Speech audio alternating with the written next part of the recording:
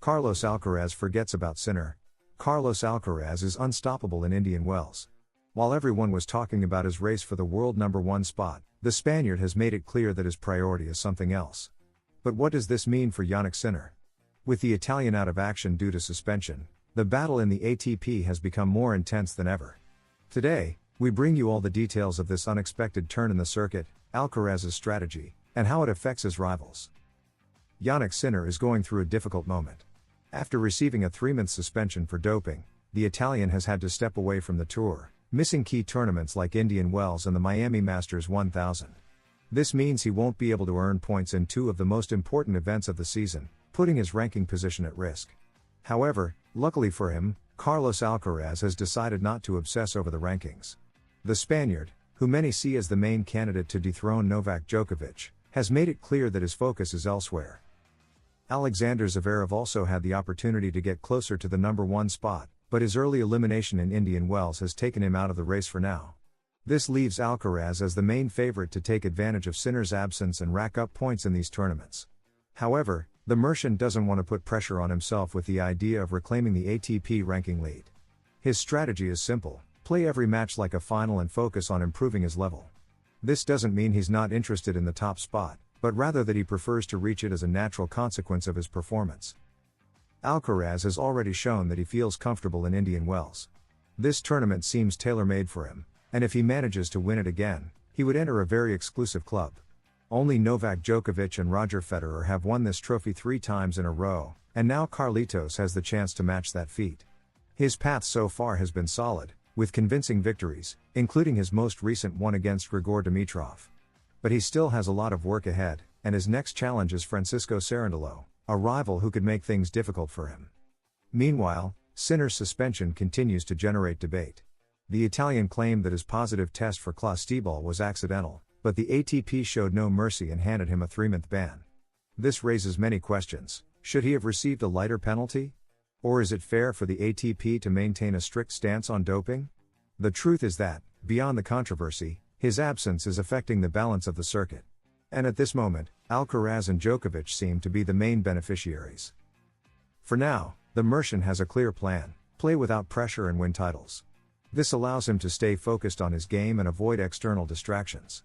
But the big question is, will he be able to take advantage of this opportunity to establish himself as the best in the world? The answer lies in the outcome of Indian Wells and, of course, what happens in Miami.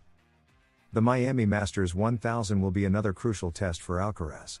If he achieves a good result there, he could make a strong statement in the race for #1. However, the Spaniard insists that he won't obsess over it. His approach to each tournament is to take it match by match, a mentality that has worked well for him so far. But will it be enough to surpass Djokovic in the long run? The Serbian's experience in the circuit and his ability to perform in key moments make him a very tough opponent to dethrone. Sinner's absence has provided some relief for other players, but it has also opened the door to new opportunities. With the Italian out of the picture, players like Daniil Medvedev, Stefanos Tsitsipas, and Holger Rune have the chance to climb the rankings.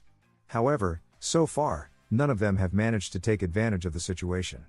Medvedev continues to show an inconsistent level, while Tsitsipas and Rune have struggled to find their best form.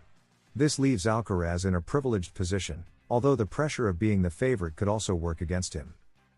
On the other hand, Alcaraz's development as a player is impressive.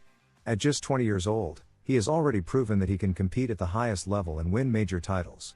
His ability to adapt to different surfaces and his winning mentality make him a constant threat to any opponent. However, his aggressive playing style and physical demands could be a double-edged sword. Staying injury-free will be crucial if he wants to continue dominating the circuit in the coming years. The rivalry between Alcaraz and Sinner is one of the most exciting in tennis today. Both represent the future of the sport and have played memorable matches in recent years. With the Italian's absence, the Mercian has the opportunity to gain an advantage in their head-to-head battles. But the big question is what will happen when Sinner returns. Will he be able to regain his level quickly, or will it take time for him to compete at the highest level again? Meanwhile, Indian Wells continues, and Alcaraz remains firm on his path to the title. If he manages to lift the trophy for the 3rd consecutive time, he will establish himself as one of the biggest stars on the circuit. But tennis is an unpredictable sport, and anything can happen in the coming days. The only sure thing is that the race for #1 is more exciting than ever, and every match could be decisive in the battle for the top of the ATP rankings. Holger Rune is proving why he is considered one of the most dangerous young talents on the circuit. In Indian Wells, the Danish player has been advancing through the rounds with authority, but his last match was a true test of character. In the quarterfinals, he faced Talon Griekspoor, a rival who had just eliminated Alexander Zverev and wasn't going to make it easy for him.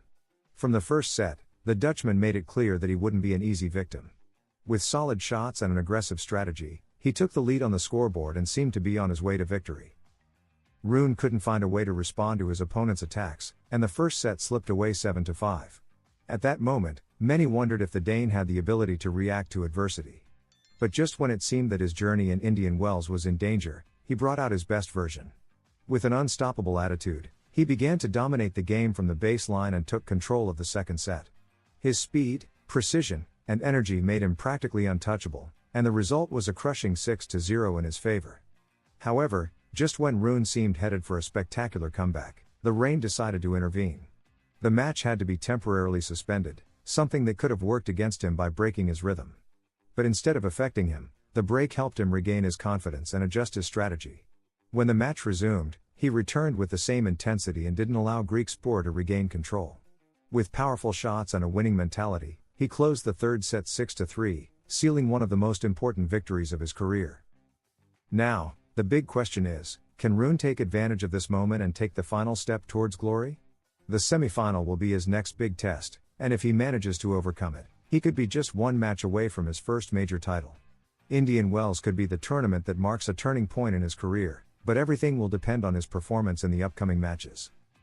Now, with the quarterfinals in sight, Alcaraz will face Francisco Cerundolo, a less media-highlighted rival than Dimitrov, but just as dangerous. They have met once before at Queen's in 2024, and Alcaraz won, but he's not taking him lightly. He's playing great, the Spaniard acknowledged. And rightly so, the Argentine has just knocked out Alex de Minaur, a top 10 player, with a solid and flawless performance. This won't be an easy match, and Carlitos knows it. One of the most striking things is how Alcaraz speaks about his next opponent. He doesn't underestimate him, but he doesn't fear him either.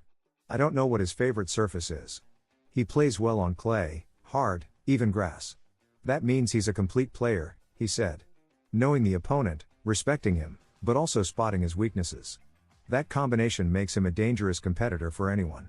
The Spaniard has already trained with Cerundolo several times and has followed many of his matches. He's prepared. This meticulous, almost analytical approach is an evolution from the Alcaraz of a couple of seasons ago. His confidence is no longer just based on talent but on preparation. I'll try to play aggressively, he previewed. I know his style. I've trained a lot with him, we've played a match, and I watch many of his matches. That sentence says it all. There's no improvisation, only strategy. And in a long tournament like Indian Wells, every detail can be decisive. Moreover, he remains focused on his ultimate goal, the triplet. Winning Indian Wells for a third consecutive time would be a historic feat. Very few have achieved it. His connection with this court, his tactical adjustments, and his mental growth make him a serious title contender. And although he avoids openly talking about rankings and external pressures, everyone knows there's more at stake. The chance to climb to number one, taking advantage of Jannik Sinner's temporary absence. But Alcaraz prefers to focus on the present. His approach is clear, step by step, opponent by opponent. There's no anxiety, only controlled ambition. That attitude, combined with his physical ability and natural talent, makes him one of the most dangerous players on the current circuit. If he continues like this, Indian Wells will have a Spanish champion for the third consecutive.